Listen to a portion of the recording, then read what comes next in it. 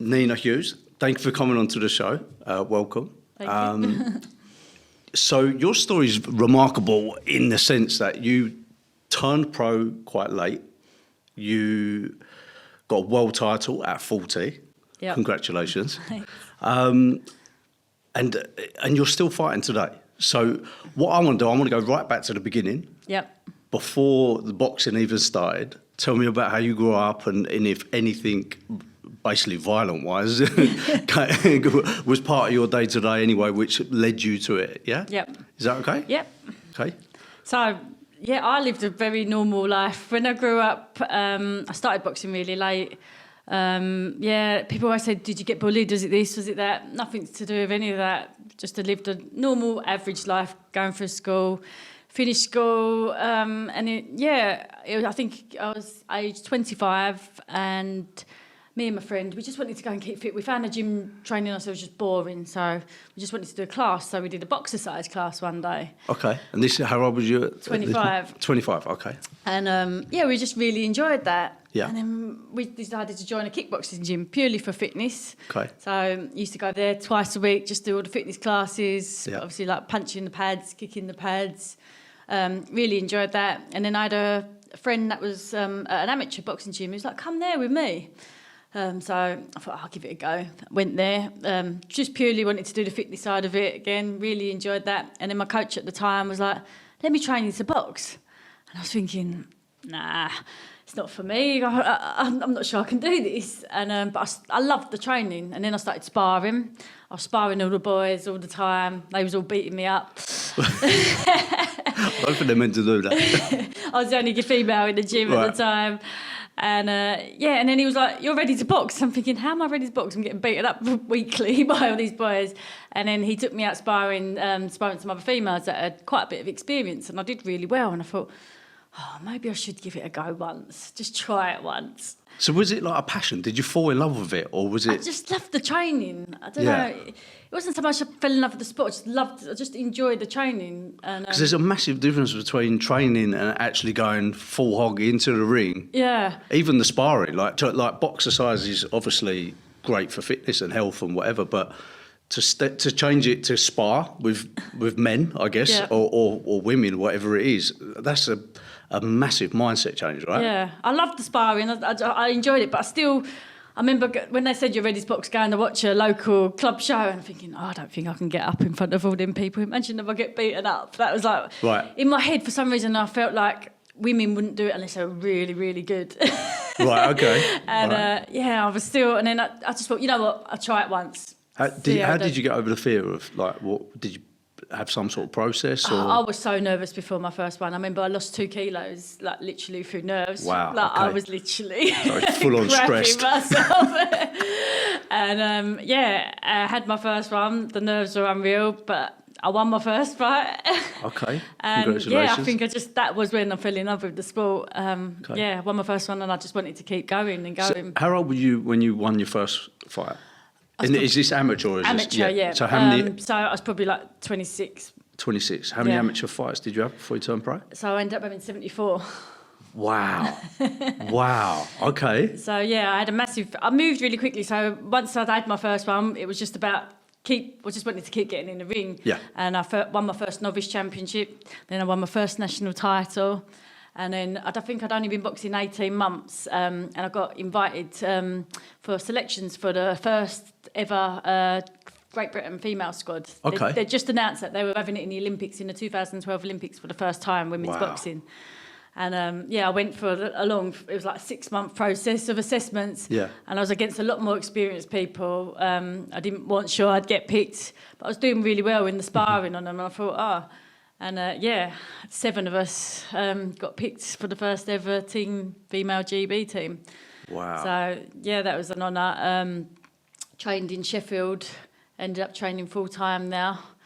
Monday to Thursday. And then, unfortunately, I didn't get picked. I lost that I was just too inexperienced. I missed out to Nicola Adams, who went on to win 2 gold medals, so there was no disgrace there. Yeah, of course, It's all achievement being there, let alone... I mean, it's a great experience. We travelled the world, literally, just boxing all around the world, training camps with all different countries. So it was a great experience and enjoyed it. Did you have your because I know you have 2 children. Did you Yep. have your children No. then, or right? No. Okay, so this was before I had my children. okay, so you left the sport, I'm assuming, Yeah. and then came back. Yeah, so then after I come off the Team GB, I carried on for a little bit, but my heart just wasn't in it anymore. I think it was just such a,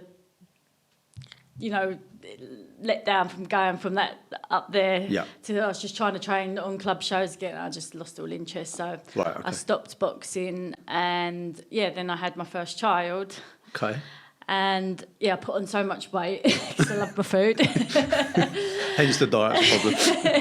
And I was like, right, I'm going to go back to the gym and train just to lose weight. And I thought, I'm going to set myself just to have one bout just to motivate me, because I've got a target. Otherwise, if I'm just training, I've got no target. So I set myself a target to have one bout just to lose the weight.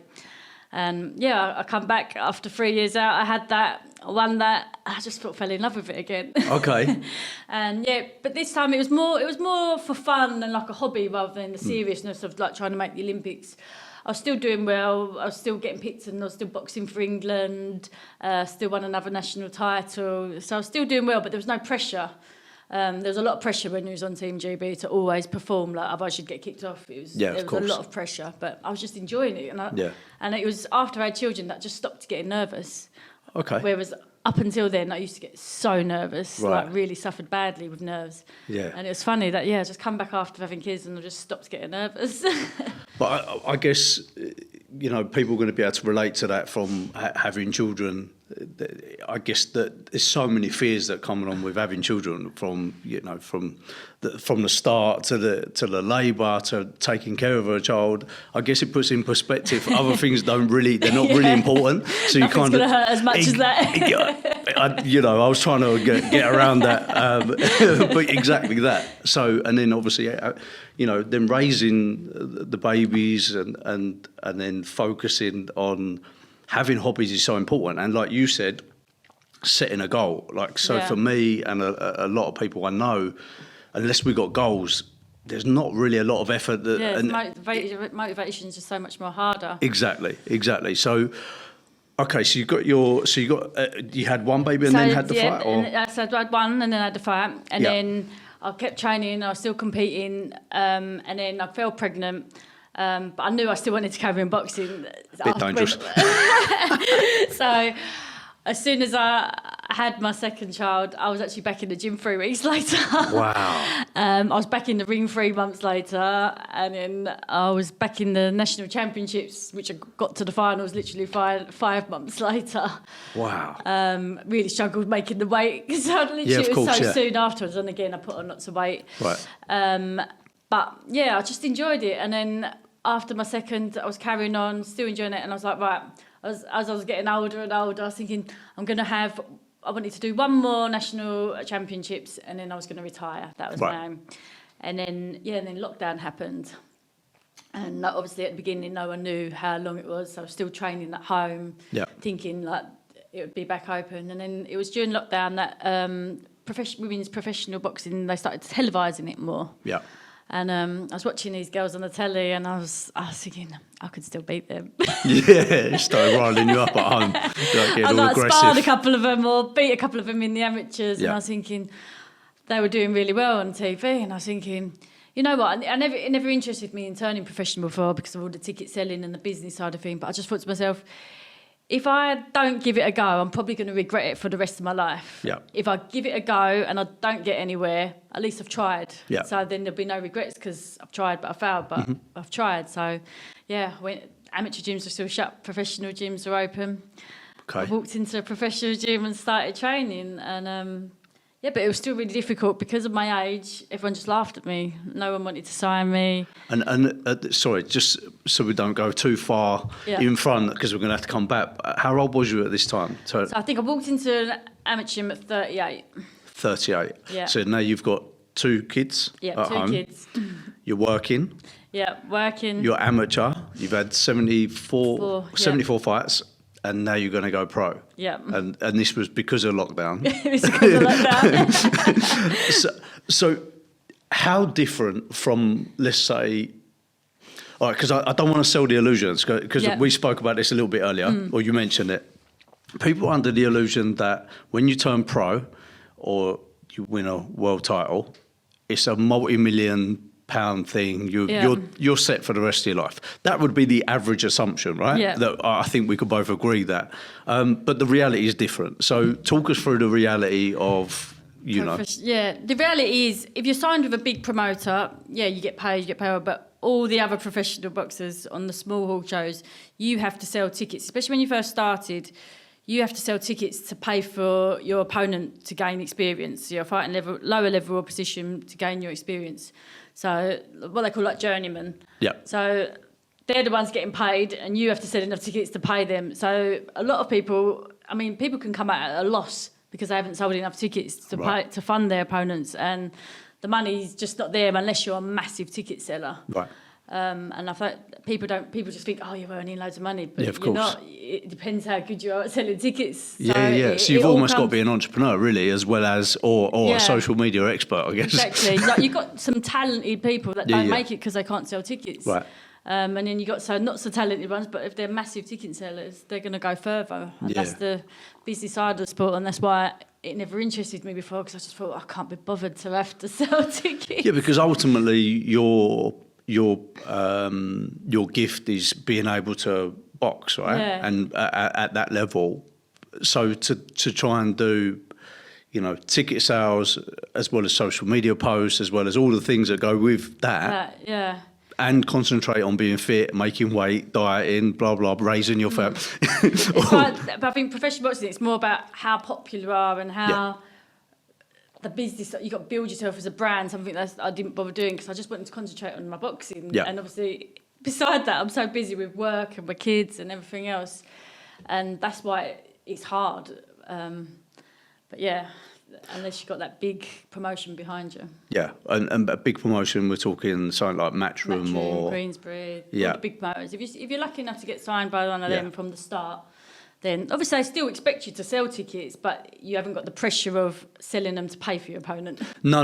Yeah, it's not so much. It's literally you can concentrate on what you're doing, but advertise what tickets are available, etc., and where the fight's going to be. But not so much like you have to do it, otherwise you're not getting no money, and someone else has got to be paid. So I guess the pressure comes off a little bit. With regards to talk me through your day to day. So you've got a fight coming up in 3 weeks' time. Yep.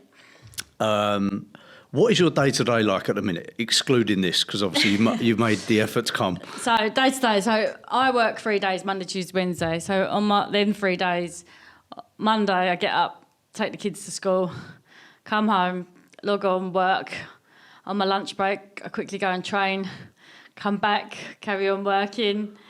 When I finish work, I'll go for a run, I'll do my strength and conditioning, and then I'm with the kids all the evening, sorting them out. Wow. So it's literally, you're like really in love with doing this, right? Because it would give anyone an excuse to be like, do you know what? I've got the kids, let alone work, but I've got the kids or I've got work. There's always an excuse. So what kind of mindset do you have? What motivates you to make sure you are in the gym at lunchtime and then, you're doing whatever you need to in the evening as well? There's got to be a motivation. One, I love the sport. Yeah. Two, I love to win. Okay. And I want to know that if I didn't perform, I put everything into it. I'd hate to know that I cut corners and didn't. Right. My kids now, they motivate me because I want them to see me do well. When I'm taking them to the gym or when they're seeing me always having to train and diet and do this and that, and I want to show them that hard work is what it takes to get anywhere. And of course, I love obviously bringing my belts back and showing them what I've achieved. So a lot of it's for them now. Yeah, it's nice. Okay, and are they interested in boxing, as in career-wise, or no, not at all. No. I literally went to the gym last night. First time I normally train in the day, and went to the gym in the evening last night, and there was a kids class going on, and my son had 4 of his friends there. They didn't even know they went, and I was like, "Do you want to join in?" He was like, "Can we train this time normally?" And I was like, "Why, are you going to join in?" He's like, "No, I just want to see my friends." Brilliant. Yeah, I'll just watch. They just got no interest whatsoever. No interest. Okay, all right. So what's next for you in terms of boxing in general? Like, do you intend to stay in it for? Not long time. I know I haven't got long left. I I've got this fight coming up, get a good win, and then just want another big opportunity, another big fight. I've probably got another couple of fights, 2-3 fights left in me. And Okay. I want the big fights only. And what does the big fight look like? Another world title would be nice. Yeah? Opponent in mind, or? Just no one in particular. I would just. You don't hold grudges, there's no targets, there's literally no targets, just... it's just about, getting another world title. Would you do it out of the country? I've done three of my last 4 fights out the country, so I'm used to travelling now. Okay. So it's more than likely they seem to be out of the country. Right, okay. So who's the current world title holder that you'd have to... So at my weight, obviously, I lost my world title recently to Cherneka Johnson, so she's got one. There's 4 main belts. There's a Danish girl, Nina Hughes, who's got another one, and Shah Metcalf has got one. 2 of them fighting each other. Okay. So if you had the... right, so it's exclusive. Yeah. If you could choose right now, who'd you go after? One, I'd love a rematch back with Cherneka because I feel like I didn't perform. Why do you think you didn't perform? I don't know. It's just one of them things. I felt like we fought twice. I felt like I won the first one and they robbed me of my world title.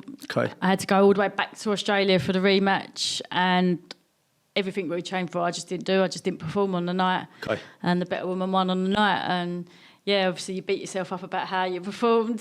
There was no reason for it. We had a great camp. It was just, I don't know, on the night it just didn't happen. Just an off day. Yeah. An off day. Bad day Which in the happens. office. Yeah, exactly. You know, it's not perfect all the time, but I guess for you guys, like, you spend so much time in prep for that, and then when it comes, like, average Joe can have any excuse for having a bad day, but you guys, you spend so long for that prep. Yeah. And then it's literally that one night you've got. It's so frustrating because I always said, like, at least if I lost, but I performed to the best and she was just better. Yeah. It's a lot easier to accept, but you beat yourself up about it. I'm not saying you don't never know the result, but you know, when you feel like you didn't perform, you didn't do what you was meant to do, so then you're just frustrated with yourself. Okay. And what would you do differently now? Like, now you've had time, you must have watched it back. Yeah, I've only watched it back once because I can't really bear to watch it. Yeah, once is enough. Once is enough. Yeah. Just everything we trained to do in the gym, we was training to, but we knew she was strong, we knew she was going to be aggressive, and we was meant to box her and move, but I just got drawn into a fight. I got my nose broken in the second round, which probably didn't help, but... So your breathing was off. Yeah, obviously, no excuses. It was just, I still didn't do what I was meant to do. Right, okay. So the game plan for going forward is obviously win this one in the next 3 weeks, and then what's the process? It's getting a good win, and it's just about, in the pro game, it's just being lucky enough to get the opportunities and hopefully just push on and try and get a good opportunity. So while you're doing all of this, again, I'm going to go say it because I want everyone to really understand how much hard work you put in. You're a mum, first and foremost. Yep. Am I allowed to mention the thing we were talking about earlier? No. Okay. Okay, so we'll forget that. So there's other things going on. So you're not just sitting there waiting. You're hustling, basically, is my point. Yeah. You're working. You're training twice a day minimum, I guess. That's a lot. So there's got to be some sort of conditioning. Have you always been like that since you was a kid, or? No, not at all. It was. Right. I've definitely, obviously, since you turned professional, don't get me wrong, when I was an amateur, I always trained hard, especially when I was on GB, I trained hard. But as a professional, you do take it a lot more seriously because it is a hurt game compared to the amateurs. Amateurs are a lot more point scoring. Your health is at risk. I don't want to go into that ring knowing I've not trained 100%, so I am dedicated, and I just love the sport. I love sparring. I love most of it. Yeah. Apart from the dieting. Apart from the diet. All right, let's talk about the diet. I love a diet. Right. So with your diet, what does it consist of? Well, I've got a nutritionist on board, which helped a lot because when I was an amateur, we wasn't really educated with our nutrition too much. So I just used to try and cut out carbs, and I was just eating meat and veg to try and lose weight. And then when I got a nutritionist on board as a professional, I just realised how much more I could eat. Like, I was actually eating more, but just the right stuff. So plenty of carbs, at the right times, and you can incorporate like quite decent meals into it, so it's made it a lot easier and a lot better. Do you have a sponsor for meal prep, or? I haven't, no. So you're doing that as well? So I'm cooking as well, which I hate cooking. Cooking's the worst. Having to prepare my food in time as well. Yeah. It's not. All right, easy, so let's put this in perspective. How many meals have you got to eat a day? 4. 4 meals a day, and it's going to consist of protein, carbs, and vegetables, basically. Yeah. Okay. Any supplements, or? Yeah, take lots of supplements, like creatine, beta-alanine, vitamin D3, anything else, multivitamins, stuff like that. Yeah. Okay. I would have thought you'd load up on Vitargo for the carbs. I thought you'd want to nail them just to get the carbs in. I like to get all my thing in food rather than stuff, because then it fills you up more. Yeah, of course, yeah. Okay. So if you're out of camp, do you still maintain the 4 meals? No, I just eat what I want. Literally just do what you want? Yeah. Okay. Do you feel better for it or worse? I feel worse, but I'm enjoying it at the time. Yeah. At the time it's great, but after... when it's going down, it tastes lovely. Do you feel you train better when you eat rubbish, basically? Or do you think... You do feel sluggish and horrible. Yeah. At the beginning of camp, when you're still eating loads, you feel good. I think it's the last few weeks when you start cutting right down, that's when you start feeling a bit... Yeah, you start taking all the sugar and stuff away. Yeah, that's when the training, you do feel it more in the training, but... Yeah. Yeah, when you're just eating rubbish all the time, you don't feel great either. Yeah, of course, yeah. All right, so what's your go-to when you're out of camp? Chocolate. That's my downfall. It's kind of a woman's favourite, isn't it, the chocolate? It's something about, I have to have chocolate with everything. I can eat it. I don't mind healthy meals. It's just sweet stuff. Ice cream, chocolate brownies, and chocolate. Oh, she chucked ice cream in as well, so it's not just chocolate. The ice cream, anything sweet. I feel like I need dessert after every meal. Okay, all right, yeah. But, which isn't a bad thing, because the amount of calories you must burn per session is phenomenal, right? So you must get tired, fatigued anyway. Yeah, so you need enough calories, obviously, to... Yeah, which is chocolate and ice cream, right? Chocolate and ice cream. It works. All right. Substitute it. What do you think, or what did you think of the Ben and Eubank fight at the weekend? Great fight. Brilliant fight. A lot better than I thought it'd be. I didn't think it'd be as much of a tear-up. I did think Eubank would win, but I thought he would... I didn't think that he'd stand there and fight him like he did, especially in them last few rounds. Yeah. I thought he'd more box and use his size, but not throw. He doesn't normally throw that much. It was a battle. Yeah. So you wasn't expecting a battle. You was literally just I thought it looked like a good game. fight, but not like that. That was just toe to toe, non-stop. It was constant, wasn't it? Yeah. Like every round, they just didn't stop. You think it's justified, the decision? Yeah, I think it's justified. I think the right man won. Yeah. I think there was some close rounds, so it's how you score the close rounds. Yeah. I think people see a wide score, but it was a close fight. But you can have a wide score and a close fight. If each round's very close, but they're just edging it towards Eubank, then the score's going to be wide. Yeah. But it's a very close fight, and it was a very close fight. So it's just how you see them close rounds. Do you see a rematch coming? I think so. Yeah. Who do you have on the rematch? It's that close that it could go either way. I don't know. Yeah, a lot of people think it should have been a draw. I know there's massive opinions both sides, but a lot of people had it a draw. Tony Bellew had it at Connor winning. I did have Eubank winning. Yeah, I think he'd done enough to win. It was it was a battle. Yeah. It started in round 1 and it didn't stop right till the end of round 12, did it? It was literally constant. It was a great fight, and it was a very close fight. So yeah, a rematch would be good. What would you say the time-wise after that amount of pressure? Because obviously, as you know, that's a lot of marketing, right? Yeah. So I think the camp for these guys was about 12 weeks. I could have that slightly wrong, but what do you reckon? A year? Yeah, I don't know if it'd be good to have it straight away. Do you know what I mean? I feel like it's a bit soon to have the rematch. Sometimes these things are better, maybe like a year away. Like both have another fight first, and then maybe. But then obviously, if Connor's got to drop back down to 147 to have another fight, is he going to want to then go back up? Yeah. So. And that goes for both of them, doesn't it? Because Eubanks, he's got to come down too as well. So exactly. So it's one of them. I don't know if even though it was a great fight, I'm not that excited to have an immediate rematch. Yeah, okay. Even though I don't mind seeing it again, it's one of them. Yeah. Okay, all right. So going forward from now, Yeah. you got your fight in 3 weeks. Obviously, prediction is to win. Yeah. You know your opponent already? Yeah, well, I don't know, but I've watched a little bit. Okay, and you're in a position where you can look at it and educate yourself on that style? Yeah, to be fair, I just leave it to my coach. I don't really pay too much. Okay. I don't watch it too much. I've only actually watched like 2 rounds. Okay. I probably need to watch a little bit more, but it might be an idea. I like to leave it to my coach, and Yeah. we always train, because a lot of people you got to have a game plan as well, but things change in the fight. Like you can't always train one way. I feel like, so we do train for everything, because you never know what your opponent's going to bring. Yeah, you might course. think they're going to be aggressive, but then if they suddenly surprise you and start boxing the back foot, you haven't prepared for that. Yeah. So we try and prepare for all different. We're trying to have all different sparring partners, aggressive on the back foot. So at least you've trained for everything. So no matter what your opponent brings, you're prepared and ready for. What weight will you get down to for this fight? Bantamweight still. Okay, still bantamweight. Yeah. Okay. So these guys understand what weight is that? It's like 53.5 kilos. Okay, so it's quite light, isn't it? Yeah. But the power's there, Yeah. obviously. How many more training sessions you're going to do before? So we've got 2 weeks of hard training. Yeah. In fight week, we just do a little bit of pads. Okay, yeah.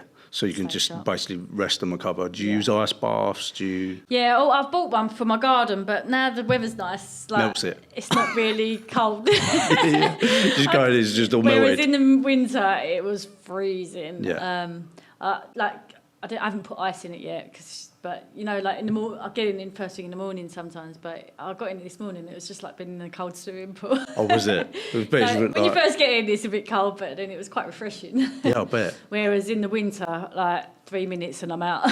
Yeah, I bet. I will. To be honest, I don't think I could ever handle an ice bath. To be fair, I was thinking about buying one for so long, and then at the end, because I thought I'm just never going to use it, but I've made myself getting it like, for my last camp, to help a lot with recovery. I just feel like I need more recovery. Yeah. I made myself getting it 3 times a week. Oh wow. Okay. So when you have something that does aid for your recovery, does that allow you to? Will you push your body to another limit, or are you quite comfortable with? Like, are you consistent? Obviously, I've noticed as I've got older, it's about training smarter. I've had to incorporate more recovery into it.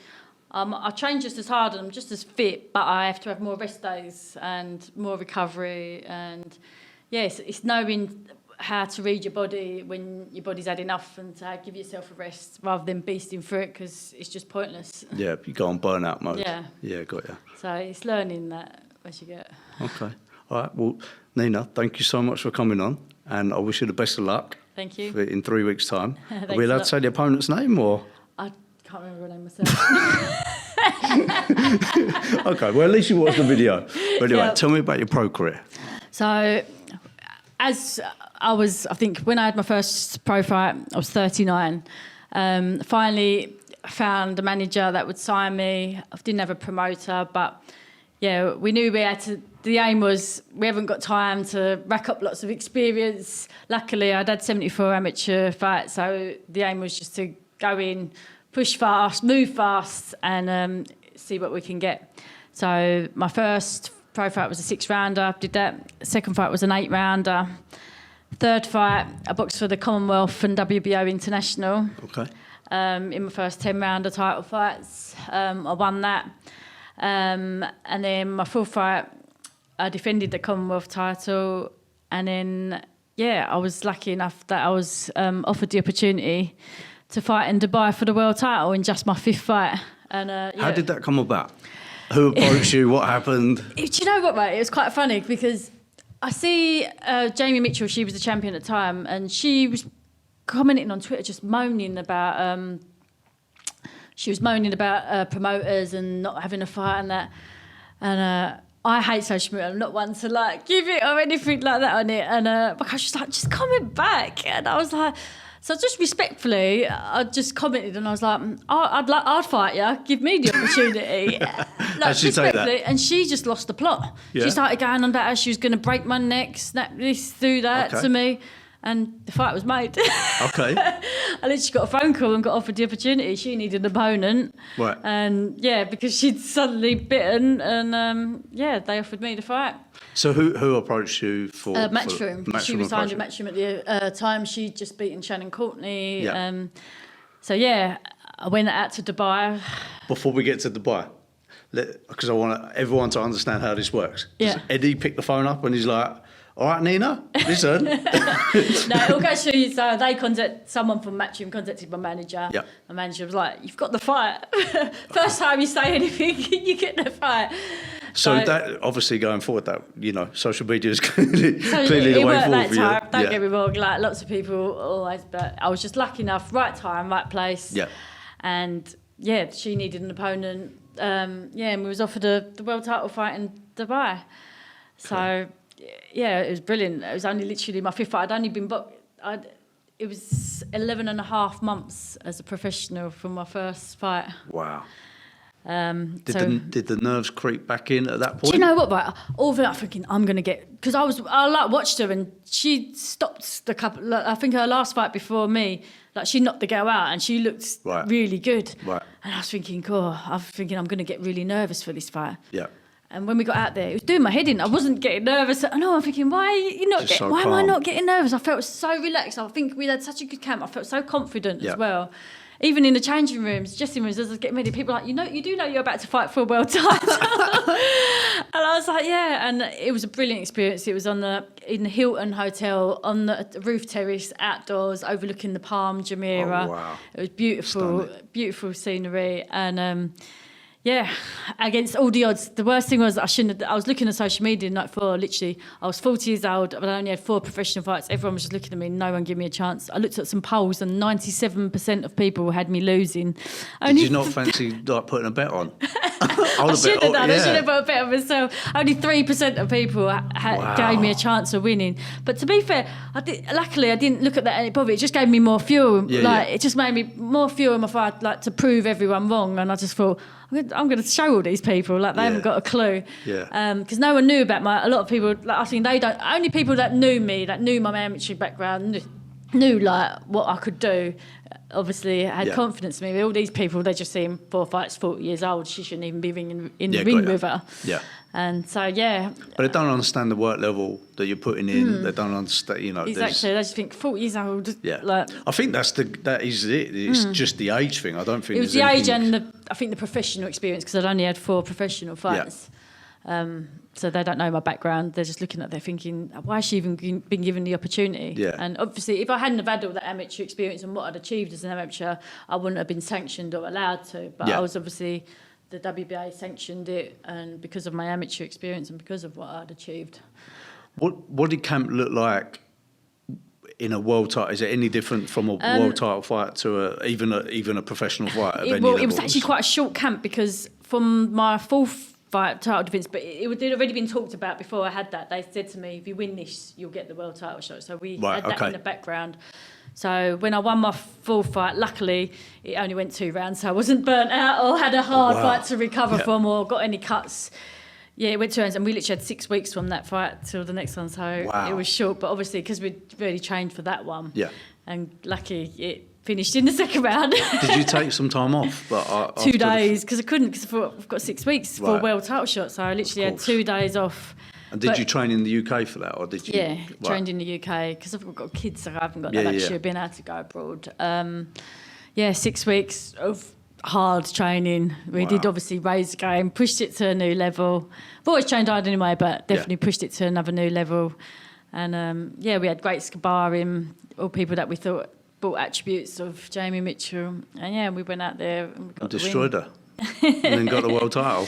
Won the world title. And I think they said I was the fastest British person, male or female, to ever win a world title. Wow, that is phenomenal. And this is at 40 years old. Yeah. Which is mental. Because most people's careers are over by 35? Yeah. Give or take, if they're playing at world title level. I think because started late. That's why I've been able to continue late, because I haven't got like loads of miles on the clock. If I'd have started when I was like a kid, like 12, like a lot of people done, then by this age I'm going to be burnt out and take probably lots of injuries and taking lots of too many shots. But I feel like my career has been able to prolong a lot longer because I started late. Yeah. Do you think you'll get, or at least get the opportunity to have another world title fight? Or are you I okay hope so, with not? but in my head I know that it's just it could go either way. I could be lucky enough to, but I might not, and I have to accept it either way. But I'm obviously gonna keep training and hold out, and hopefully, you never know, stranger things happen. Listen, you need to get back on Twitter or whatever and just start caning everyone, offering everyone out. That's what you need to do. It seemed to work last time. Oh, yeah, it's mad. Like, I was just shocked, to be fair, that I got the opportunity. But once I got that opportunity, there was no way I was going to not take that world title. But of course. All right. Well, thank you so much for coming on. It's really nice to meet you. And good luck for the next 3 weeks. Cheers. Thank you. Take care.